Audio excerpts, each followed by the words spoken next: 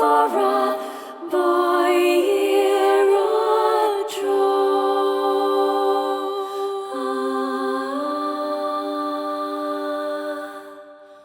I want to give a huge shout out to wicked.tome for providing the artwork for this video's thumbnail. They create some amazing pieces of art, and I'm so satisfied with my purchase, it made me want to get this picture framed. Commissions are open again on October 31st, so check out their Blue Sky and Instagram in the description of this video. Also, I upgraded to this TZ Audio Stellar X2, and I would really appreciate it if you let me know how this sounds compared to my old microphone. The questline truly begins with you finding a mysterious white-dressed individual inside an excavation tunnel, surrounded by various machine lifeforms. You're accompanied by two dwarves in the village of YoRHa, named Anog and Konog, who then decide to blow the machines away with some bombs. It's pretty goofy, but you manage to save the white-dressed person, who's a stranger to both you and your companions. She tells you to call her 2P, and that the machines need to be stopped. In order to do this, you must break into the ruins found within the cave.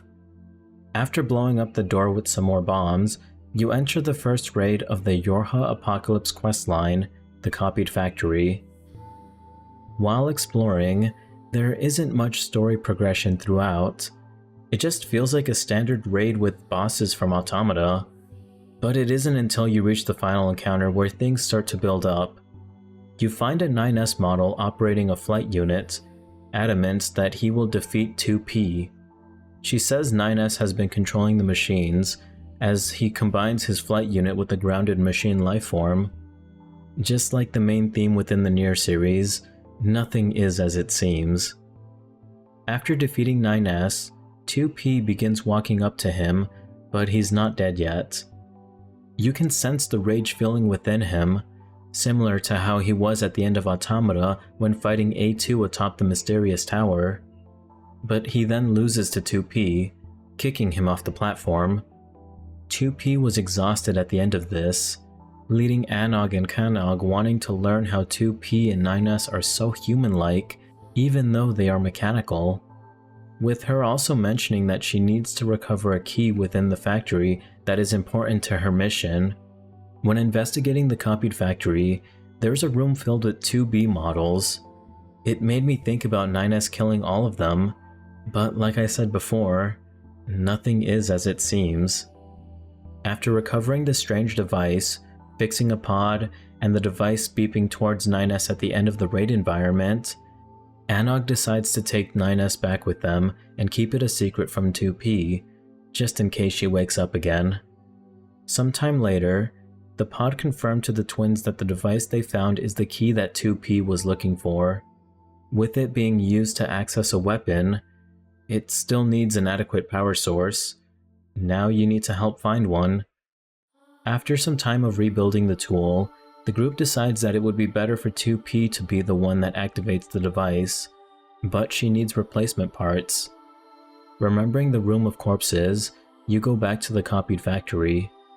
Even though the twins find it quite disturbing to remove parts from the corpses inside the room, they notice how similar they are to 2P, just wearing black instead. They're successful at repairing 2P, who then asked if they were able to recover the key. After showing her the progress, she uses it, leading to a sudden earthquake-like disturbance. The village of YoRHa is attacked. Various flight units are bombarding the villagers and causing mass destruction. At first they present themselves to be unique YoRHa units in black clothes, making us think that they will begin to fight against us and 2P. Their black clothes then change to white, and it's revealed that 2P's mission was to destroy YoRHa, the playable region in Final Fantasy XIV. Suddenly, 2B comes in from behind, saving you and the twins, going into battle with 2P, and telling you her mission is to destroy the androids in white. You then enter the second raid of the questline, the Puppet's Bunker, alongside with 2B. During this raid, you explore a crashed bunker filled with P-model flight units, defense mechanisms, and at the end of it, various machine dolls combine together into a ball, then forming into an enlarged compound 2P. Defeating the compound 2P was not the end of the NieR questline. 2B reveals that she somehow wound up in this world while in battle. She has no more communications with her command, but knows that there are machine lifeforms that need to be destroyed. When asked about 2P, she says it was created by the machines and is merely a copy with the purpose to fight against YoRHa. 2P's appearance in NieR Reincarnation helps us understand her a little more, with her character story reading, "A replica android wrought by machine lifeforms, created to mimic the combat models of the YoRHa squadron. This unit in particular was made based on the YoRHa unit that was shown to have the greatest viability. This replica android has the desire to go on existing, transmitting information while increasing its numbers just as the humans of the past once did." The last line about increasing its numbers made me think about how she multiplied at the end of the Puppet's Bunker raid, as well as something else that will happen later down the line. The weapon story for her mock weapon also mentions her removing herself from the machine network and beginning her search to find and kill 2B. After returning to the cave, the villagers blame Anog and Kanog for the attacks against the village. 2B defends the twins by intimidating the villagers with their sword, which causes the villagers to leave them alone, thinking that she is just like the androids in white. 2B does not care what the villagers think about her. She just wants to end the conflict and leaves with NieR's, who was left unconscious after the previous raid. Leaving you with Kanog and looking for where Anog might have gone, who seems to not be acting like her usual self. With no signs of Anog and the other villagers still upset with them, you try comforting Kanog, who has been suffering greatly, but trying to resolve the hostility from the villagers didn't help, especially with one whose wife was severely injured during the attacks and caused her to have a miscarriage. Rejecting Kanog's plea for forgiveness, who then ran off into the Puppet's Bunker. Also, side note, 2B's room looks abnormally large here. This is just something I noticed when reviewing the footage. Most things in this raid look huge, just probably a side effect of having to fit 24 players inside an area. At the end of your search, you thankfully find Kanog, but he's staring at a mysterious, large white sphere. For Drakengard fans, you might notice that this sphere kind of resembles something pretty destructive. I'll go into more details about that later. You then get an echo vision of Kanog's past, revealing that the twins once explored a cave that inevitably caved in on them, leading to Anog's possible death when saving her brother. After waking up from being pushed by his sister, Kanog finds her next to the mysterious white orb, but now she can scan like NieR's.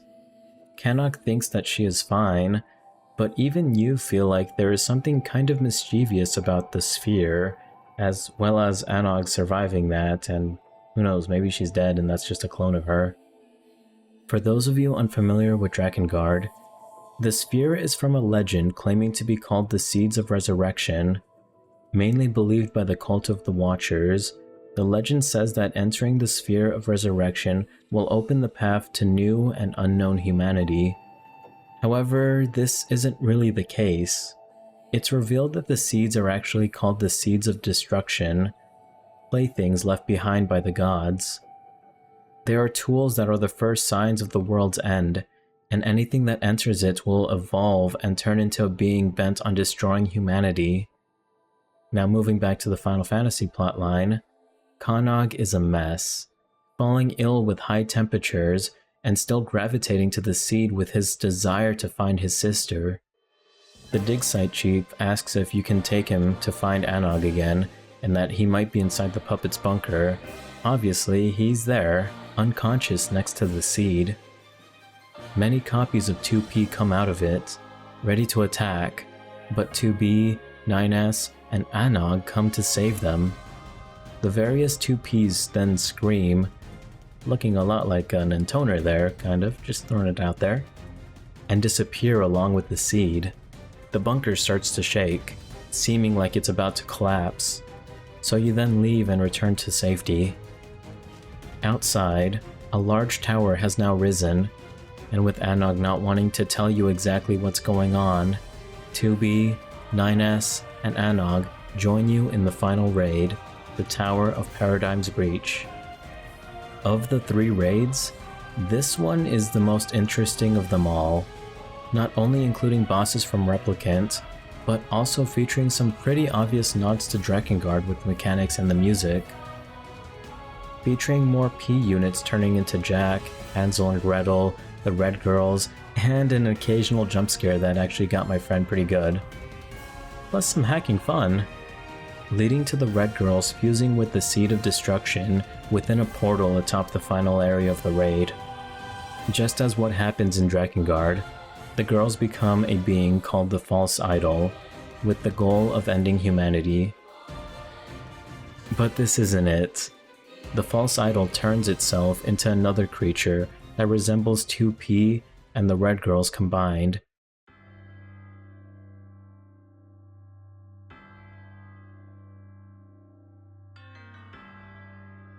Her Inflorescence. I personally find this raid boss beautiful and terrifying at the same time. I briefly mentioned her Inflorescence in my video about Drakengard 1 and 3's final bosses, but now I actually have the chance to give more details. The song that plays here is a mixture of Kaine's theme, Final Fantasy instrumentals, and the chimes of Drakengard's final bosses. It's both amazing and unsettling at the same time. The mechanic of using white and black rings to block attacks is incredible. The trains that come in also remind me of life before the 612 incident, which I personally find to be a nice little detail. Once her Inflorescence is defeated, the portal in the sky does not go away. 2B and NieR's try stopping it, but this isn't good enough. Anog tells you that she will stop it from the other side, giving you a letter that she wants to be given to Canog, and sacrifices herself by entering the portal. The android units and Anog were successful. The portal was closed, with 2B and NieR's corpses all that remain. Going up to 2B, you listen to her audio data. She says in the recording that the white-clothed androids, machines, 2B, and NieR's were all brought into YoRHa due to the Seeds of Destruction. Even though they are all gone, 2B wants to remember her time spent with you, saying she will store those memories because they were precious to her. They then disappeared as well. Sadly, you need to tell Canog what happened. He doesn't take it lightly. Him and Anog were inseparable, and without her, he doesn't know how to continue on living. Giving him the letter doesn't help much. It confuses him even more, wondering what she means by other world and constructs. He then tells you there's something he needs you to do, asking you to deliver a watch he fixed that belongs to the chief's wife. Even though it would be better for him to deliver it himself, he's still reluctant to do it, and he wishes he can be as brave as you. The dig site chief appreciates the watch, since it was the last thing his wife has to remember her parents, and he wants to thank Canog in person. But returning to the cave, Canog is gone, leaving behind a farewell letter. The chief is distraught, wishing things could have ended up differently, acknowledging that the villagers are probably a reason why he left. Now, I'm going to be completely honest, I kind of dropped the ball on this one. After giving the chief the watch, I thought that this was the very end of the questline, so I stopped and proceeded to advance the main story. While reviewing my footage and also reading Canog's story in the wiki, I noticed that I was missing a couple details from his questline, so I launched 14 and saw that I had a quest remaining in that area, and I found out that each quest is time-gated for each weekly reset, and there's 4 quests I still need to do. To be honest, I would love to complete them for this video, but I really wanted to get this video out today, and so here's what happens to Canog. While helping the chief rebuild the village, Canog continues to send you letters about updates, revealing that he still cares greatly for the village and might return soon. He's actually trying to learn exactly what the spheres are, and how there can be multiple worlds out there. Maybe he would eventually talk to Accord at some point, but who knows. It's later revealed that he reunited with Anog, who came back to Eorzea and took Canog to the world she traveled to. Sadly, you don't get to see this. This is told to you by the village chief. But at least the twins are finally back together again. Thank you so much for watching this video. Again, let me know what you think about this microphone, and don't forget to check out Wicked.tome's socials in the description of this video. Take care. I'll see you soon.